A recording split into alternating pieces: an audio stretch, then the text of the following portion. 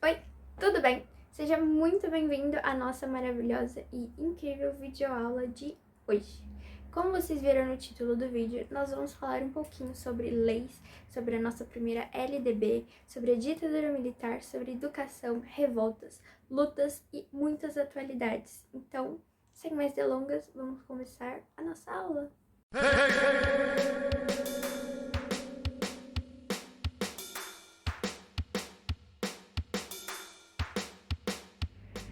Em 1945, graças ao fim do governo autoritário de Getúlio Vargas, pôde-se dar finalmente início, bandeira verde, para a elaboração de uma nova Constituição para o nosso país.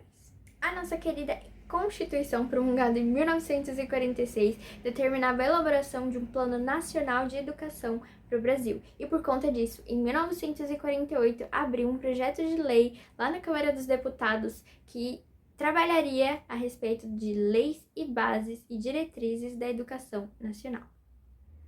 Porém, como nem tudo na vida são flores, principalmente aqui no Brasil, esse projeto de lei foi extremamente tumultuado.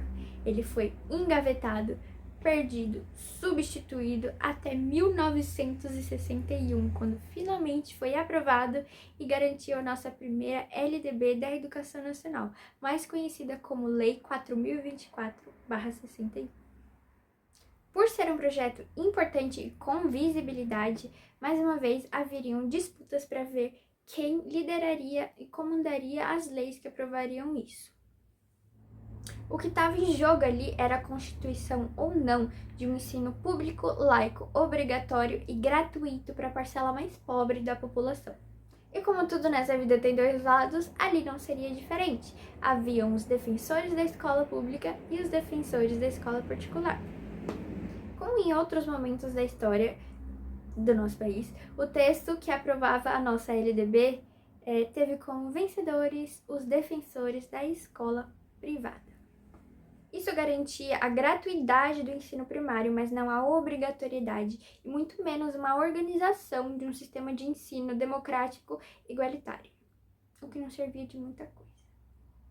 Se mobilizou então no Brasil um contingente enorme de pessoas animadas pela possibilidade, pessoas de professores, de alunos animados pela possibilidade de aprenderem o alfabeto, cálculo, coisas básicas da educação mesmo. Foi então nesse período, em 1958, que o que viria a ser o mais famoso educador brasileiro, Paulo Freire, começou seu projeto de alfabetização de adultos. Esse projeto, reformulado e ampliado nos anos seguintes, daria repercussão nacional e internacional ao chamado do Método Paulo Freire de alfabetização de adultos.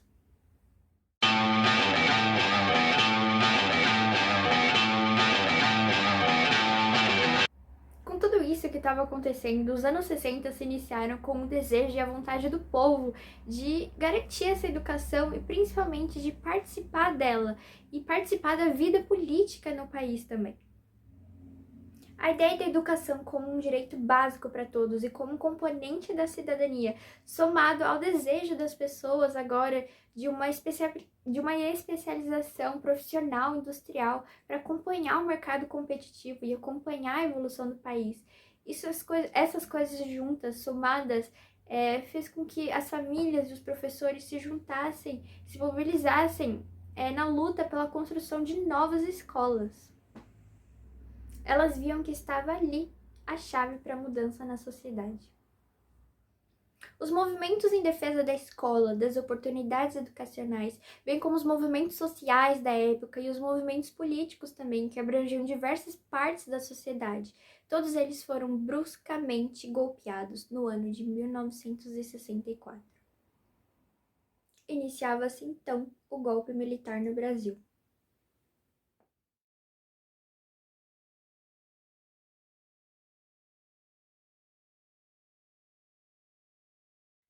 Todo e qualquer movimento democrático organizado foi extinguido. A partir do golpe militar, a educação ficou submetida às decisões da economia. A educação seria tratada a partir da ótica econômica do governo militar. O governo iniciou um combate contra os movimentos que lutavam a favor das oportunidades educacionais e ainda promoveu reformas na educação que se alinhavam aos interesses empresariais, a interesses antidemocráticos e não do povo. Promoveram também leis que se alinhavam aos seus interesses econômicos, como o MOBRAL, Movimento Brasileiro de Alfabetização, e a Lei 5.692 de 1971, que trazia a educação para um caráter profissionalizante. A educação serviria para formar profissionais que serviriam ao Estado, que serviriam aos interesses econômicos do Estado. O governo também promoveu uma reforma universitária que controlava a educação dos universitários, controlava eles também para que eles não pudessem falar, se expressar, e principalmente a vida acadêmica, que não era mais dirigida aos estudos, às pesquisas, mas sim a uma formação profissionalizante. Entretanto, mesmo com o combate ferrenho e a perseguição dos militares, os movimentos sociais não desapareceram completamente. Assim, de forma organizada ou não, movimentos de resistência foram sendo organizados contra o regime autoritário. E no final dos anos 70, quando fica explícito a crise no regime militar, também dá para observar a emergência de inúmeros movimentos sociais que surgem na época. Coincidência? Eu acho que não. Movimentos sociais, sindicais, da luta pela mulher, da luta pela anistia, da luta pela educação, todos juntos em prol do retorno da democracia. No final dos anos 70 e 80, além da luta pela construção de novas escolas, lutava-se também pela qualidade da educação. A cidadania deveria ser entendida como um direito, um dever, um valor e uma prática que deveriam ser ensinadas e cultivadas nas escolas. As pessoas estavam lutando também por uma educação socialmente definida, porque elas acreditavam que uma educação socialmente definida automaticamente possibilitaria a criação de uma sociedade mais democrática. A população acreditava que uma reforma nas escolas acarretaria numa reforma na sociedade, e que uma reforma na sociedade acarretaria uma reforma na escola. Deu para entender? Então, o sonho da valorização dos professores, da valorização e regulamentação da educação poderia finalmente ser realizado na década de 80. Em 1988, uma nova Constituição foi votada e a partir dela se iniciou o processo da criação da nova Lei de Diretrizes e Bases da Educação, que foi promulgada em 1996 e ficou conhecida como Lei 9.394. É essa lei que rege o atual sistema educativo brasileiro e é ela que regulamentou e instituiu inúmeras medidas de extrema importância para a nossa educação hoje em dia. No entanto, a gente ainda tem muito o que lutar para alcançar a escola desejada pelas lutas dos movimentos sociais. Mas, porém, contudo, entretanto, todavia, os níveis de analfabetismo e a disparidade de alfabetização, de níveis de alfabetização entre pessoas de zona rural e zona urbana, entre pretos e brancos, ainda é muito grande. Isso significa uma coisa, não é mesmo? Isso significa que a luta pela educação é uma luta constante. Constantemente vão surgir novos desafios, novas dificuldades, novas necessidades.